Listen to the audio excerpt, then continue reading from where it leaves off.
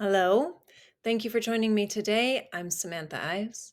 I am an ethics and society student with the Graduate School of Arts and Sciences at Fordham University in the Bronx, New York. I'm a professional performer, community organizer, a nonprofit manager, and a leadership facilitator, as well as an advocate for equitable K through 12 education. I'm also a mother, daughter, and wife.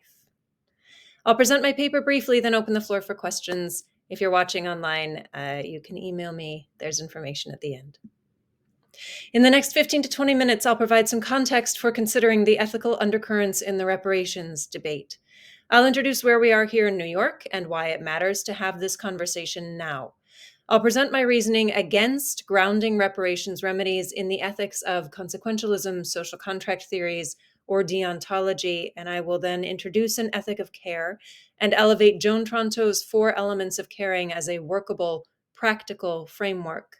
After a brief conclusion, I will open the floor for discussion or again for your contact. In 2022, New York Senator James Sanders and Assemblymember Michael Solange introduced a bill to create a committee to consider reparations. As a New Yorker and advocate, I watched the bill's progress closely, and the more I watched, the more I heard an ethic of care echoing in the words of legislators. This was interesting to me because the counter arguments for reparations are often couched in distributive language rooted in concepts of fairness or justice that we as Americans have inherited from consequentialism, contract theories, and deontology. What I wanted to understand was how the work of New York's commission could progress within a care framework and whether or why it might not be able to progress within a normative framework as most non-ethicists might understand it. Just before Christmas, New York Governor Kathy Hochul signed the bill to form the State Community Commission on Reparations Remedies, making New York the third state, with California and Illinois, to address reparations for descendants of enslaved Africans. New York's bill was signed 158 years after General Sherman and President Lincoln offered reparations of 40 acres of land to each newly freed family following the Civil War. 57% of Black Americans have ancestors who were offered what came to be known as 40 acres and a mule. In current national polling, 53% of Americans think racism still exists, and 77% of Black adults would like to see some form of reparations, but only 18% of white adults believe Black Americans should be repaid in some way, and nearly 70% of American adults of any race believe that no compensation of any kind is due as reparations for slavery. Here is now Speaker of the House of Representatives Mike Johnson dismissing the reparations debate in its entirety as unfair. So today I'd like to take a look at what we mean by fair within the normative ethical frameworks. I'm particularly interested in how normative theories have been misunderstood, misapplied, or manipulated to undermine Black Americans, and whether an ethic of care responds to the intention of New York's reparation activists and legislators. What do we mean by reparations? Certainly, there can be cash payments. It can also mean policies that ease undue burdens or provide access to opportunity or recognize harms done, like the designation of an African burial ground in Lower Manhattan. In a liberal democracy concerned with equality, we have all of these options. We can do the hard work to change social structures, or we can redistribute goods, which seems easier and is more common. In fact, policies that redistribute goods equally or equitably are often what people consider when they use the term fair. One such idea is consequentialism. So, broadly speaking, consequentialism and its related framework, utilitarianism, create the most happiness for the most people and the least amount of pain. The ends justify the means. Philosopher John Stuart Mill guided this ethic as a British writer and parliamentarian through and after the American Civil War. He argued against slavery and advocated for individual freedom, political autonomy, and democratic governance with deference to minority opinion. If we consider 40 acres and a mule through a utility lens, it's easy to see how Black freedmen agreeing to join General Sherman's forces increased the utility of the depleted Union Army. Formerly enslaved people working the land and governing themselves increased the generational well-being of Black Southerners, as well as the economic well-being of Northerners reliant on goods from the South. The social cost, felt by a few evicted white families, balanced against these considerations, tilts the scale toward justice for African Americans. Sherman and Lincoln look like effective utilitarians. But consequentialism is prone to misuse. For instance, a casual reader will find Mill elevating the worth of, quote, a being of higher faculties who requires more to make him happy than one of an inferior type. Mill writes that despotism is highly unethical unless governing barbarians with the goal of their improvement. An ethic with a history of weighing one type of person against another is rife for injustice. For instance, when Andrew Jackson revoked 40 acres and a mule within months of Lincoln's death, his administration might have weighed the social value of a few white landowners disproportionately higher than thousands of black farmers to find more social utility in restoring the former Confederates to their land than in supporting the self-determination of newly freed families. I hear those of you who say Jackson was a racist. His actions do not invalidate utilitarianism as a framework for injustice. I argue it does. Remember, we're looking for a framework for modern-day New Yorkers, one that provides a true bedrock of equality for non-philosophers to use as they consider reparations. Consequentialism has historically endorsed inequality. It has allowed unjust means for repressive ends. It cannot be a framework within which to consider a just reparations policy. Turning to contractualism and contractarianism, we can look to Chicago, where Ta-Nehisi Coates humanizes the failure of contract theories in his influential 2014 Atlantic article.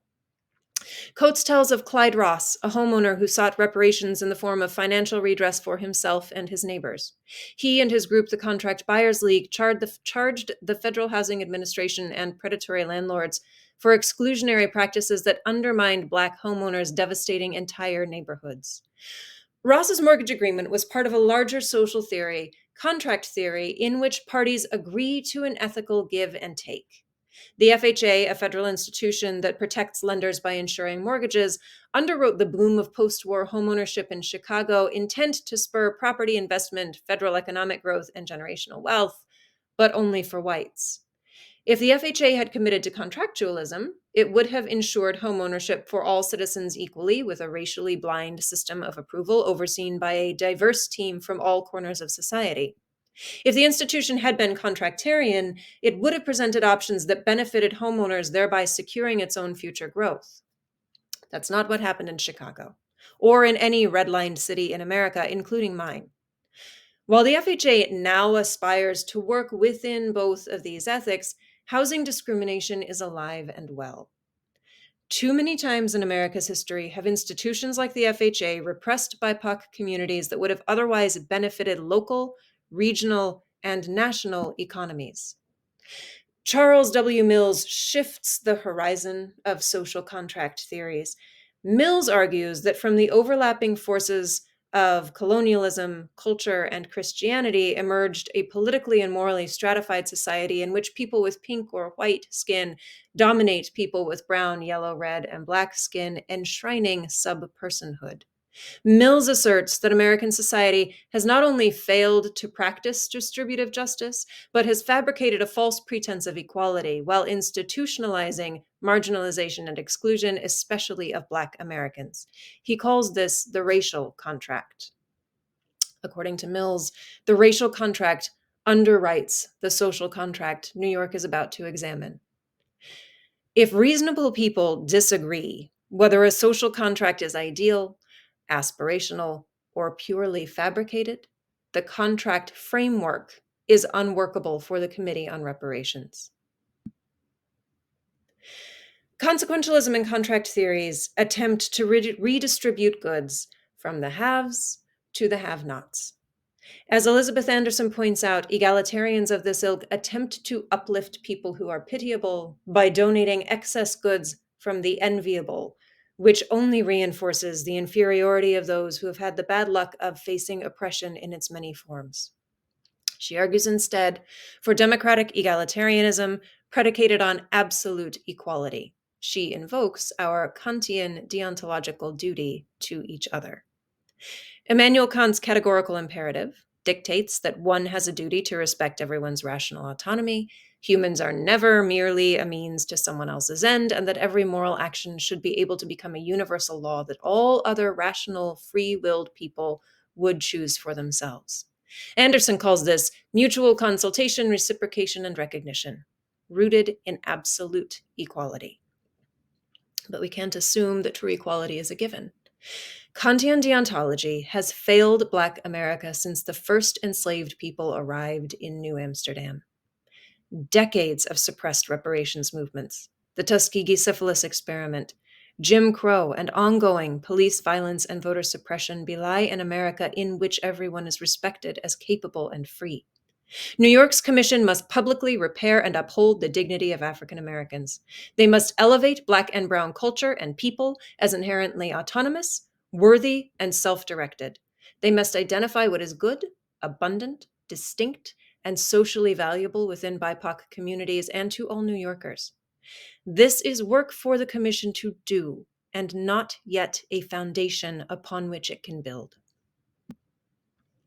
Governor Hochul tells us, quote, if this committee can present a viable path forward to helping the descendants of New York slaves and addressing the harms and disparities that exist in education, housing, healthcare, the environment, that, my friends, will lift us all up. It'll strengthen our economy, it'll strengthen our communities, it'll strengthen the bonds that bring us closer together. Now, I know as an organizer and facilitator that laying a groundwork is vital to the committee. Conversations will be difficult, and a shared foundation of what is good, what rights are important, and why is imperative. As we've seen, normative understandings of fairness fail to create just ethical systems. The Commission needs a workable and accessible ethical framework, one that embraces diverse lived experiences, understands intersectional identities, and allows for deep and complex relationships between individuals and groups. Hochul hints at the way forward. I'd like to make it explicit. The Commission must employ an ethic of care. A theory of care integrates what most of us are familiar with from team building, parenting, or seminars on inclusion. And just like those seminars, there is an actionable approach to this ethic. Care theorist Joan Tronto proposed 4 phases of caring that could serve as a framework for New York's Commission on Reparations. The first 2 phases, caring about and caring for, require inquiring, empathizing, and discerning the needs of others. New Yorkers have elected legislators who have firmly established that they care about the descendants of enslaved people in New York. We have given our legislators a mandate to care for our communities, our neighbors, and a healthy state government. They appointed a commission that's about to undertake the task of, in Kimberly Crenshaw's words, remaking the world as necessary. Commissioners must begin by acknowledging that they care, why they care, who they care for, and by explicitly accepting responsibility for the world building they are about to undertake. The third phase is caregiving, or acting competently to address the needs of others. The commission includes activists, educators, policy and law experts, faith leaders, economists, and civil servants. These volunteers must interrogate the ways in which public policy in New York has limited opportunities for Black workers and families. They must wrestle with ways in which traditional white concepts of the good and right have failed Black people. Caregiving will require effective and broad outreach. By sharing their progress, these volunteers can recruit all New Yorkers as collaborators as we engage thoughtfully in a meaningful Black-led response to injustice. In my community, this work is happening on DEI committees, in restorative justice trainings, and elsewhere. We call on our elected leaders to share their language and priorities so that we can support their work. Finally, the only way to determine whether caregivers are succeeding is to integrate care receiving, which Tronto calls complex.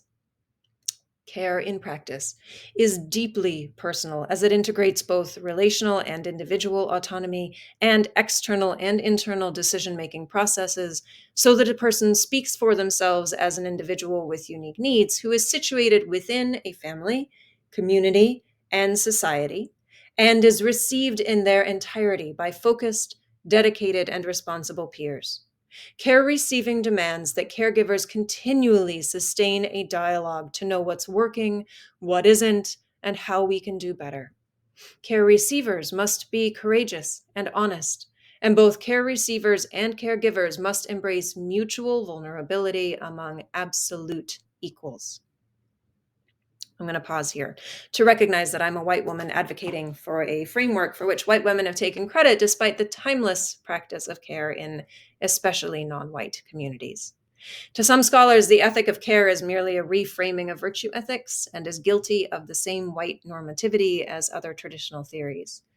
Black feminists criticize the ways in which white feminists avoid and ignore the lived experiences of Black women and others with intersectional identities. For example, some early care theorists rooted the morality of caring in the experience of white motherhood, to the exclusion of communities of color, men, and others with intersectional identities.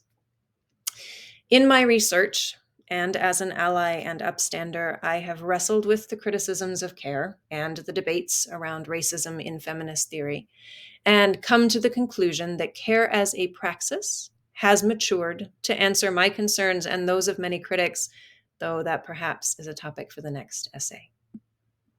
So let's explore how care looks in action. It's enormously practical. I would argue that we do it every day to sustain healthy work groups and personal relationships.